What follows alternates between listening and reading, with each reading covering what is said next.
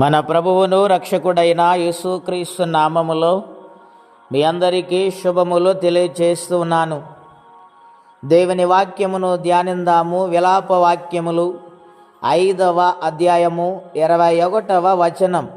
యెహోవా, నీవు మమ్మును నీ తట్టు త్రిప్పిన ఎడల మేము తిరిగెదము, మా పూర్వస్థితి మరలా మాకు కలుగజేయము.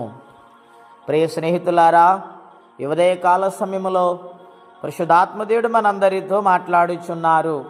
నాటి కాలములో ఇశ్రాయేలు ప్రజలు శ్రమల గుండా ప్రయాణము చేసినప్పుడు, వారి యొక్క పరిస్థితులన్నీ మారిపోయినప్పుడు, ప్రతికూల పరిస్థితులుగా ఉన్నప్పుడు, వారు ఏమి చేయాలో తెలియని పరిస్థితిలో దేవుని వైపు వారు తిరిగారు. కష్టాల గుండా ప్రయాణము చేస్తూ, బాధల గుండా ప్రయాణము చేస్తూ, ఎవరికి చెప్పుకోలేని పరిస్థితిలో, ఎటువంటి సహాయము లేని నిస్సహాయ స్థితిలో ఇశ్రాయేలు ప్రజలు కృంగిపోతూ ఉండగా ఆ వేదనలు దేవాతి దేవుడు వారికి జ్ఞాపకం వచ్చారు.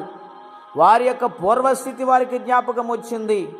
అయ్యో, ఆ దేశములో ఉన్నతమైన స్థానములు మేమున్నాము, అనేక ఆశీర్వాదాలు పొందుకుంటూ ఉండేవాళ్ళము, దేవుడు చెప్పినప్పుడు ఆ మాట ప్రకారము జీవించినప్పుడు మేము వర్ధిల్లాము. ఇప్పుడు మా పరిస్థితి ఏమిటి? ఎందుకు మా జీవితాలు ఇటువంటి బానిసత్వానికి గురైపోయాము? ఇటువంటి భయంకరమైన పరిస్థితికి మేము వచ్చేసాము అని వారు బాధపడుతూ దేవుని బ్రతిమాలుకుంటూ ఉన్నారు. అందుకే ఇక్కడ రాయబడింది వాక్యము, ప్రియులారా, మా పూర్వస్థితి మరలా మాకు కలగచ్చేయి అని ఆయన బ్రతిమాలుకుంటూ ఉన్నారు. దేవుని బిడ్డలారా, ఆలోచన చేద్దామా? ఒకప్పుడు ఏ స్థితిలో ఉన్నాము, ఒకప్పుడు ఏ జీవితం కలిగి ఉన్నాము, ఒకప్పుడు ఏ యొక్క పరిస్థితుల గుండా ప్రయాణము చేశాము, వాటి నుండి ఈ రోజుకి ఈ విధముగా దేవుడు మనలను నడిపించారంటే మనం ఎంత కృతజ్ఞత కలిగి ఉండాలో ఒక్కసారి ఆలోచన చేయండి. ఇశ్రాయేలు ప్రజలు వేదనను ఆయన చూశాడు, వారి కష్టాన్ని ఆయన చూశాడు, వారి శ్రమను ఆయన చూశాడు. కారణం ఏమిటంటే, మేము నీ తట్టు తిరుగుతాము నాయనా, నీవు మా తట్టు తిరుగన్నారు, మా పరిస్థితిని మార్చమన్నారు. పూర్వపు స్థితి, మా పూర్వీకులు నీ యందు భయభక్తులు కలిగి బ్రతికినప్పుడు దేశాన్ని కాపాడుతూ వచ్చావు, మరలాంటి స్థితి మాకు దయచేయనాయనని బ్రతిమాలుకుంటూ ఉన్నారు. ఏ శ్రమల గుండా ప్రయాణము చేస్తున్నారు, ఏ ఇబ్బందులు ఆర్థిక సమస్యలు వెంటాడుతున్నాయి, ఏ రోగముతో బాధపడుతున్నారు, రక్షణ లేక నశించిపోతున్నారా? మరలా దేవుని అడిగితే నిశ్చయముగా దేవుడు ఈరోజు ఒక అద్భుతం చేయబోతూ ఉన్నారు.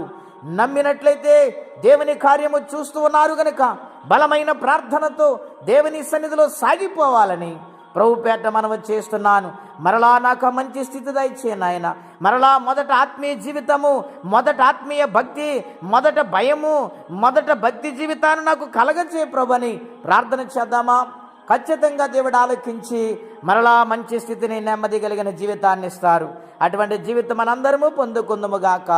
ప్రార్థన. పరిశుద్ధుడు అయిన మా తండ్రి, ఘనమైన మీ నామం కొరకై స్తోత్రం చెల్లిస్తూ ఉన్నాము.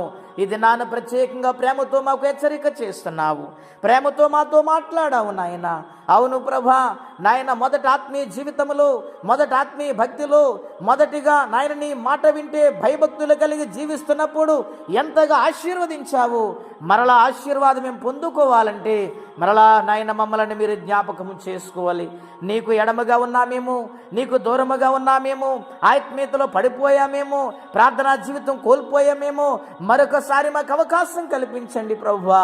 మీకు వందనములు. ప్రతి సమస్యకు పరిష్కారము నీ సన్నిధిలో ఉంది ప్రభువా. మరలా మా పూర్వస్థితి మాకు కలగ చేసి మీ ఆశీర్వాదంతో నింపమని యేసుక్రీస్తు వారి పుణ్యనామములో ప్రార్థించి వేడుచున్నాము తండ్రి.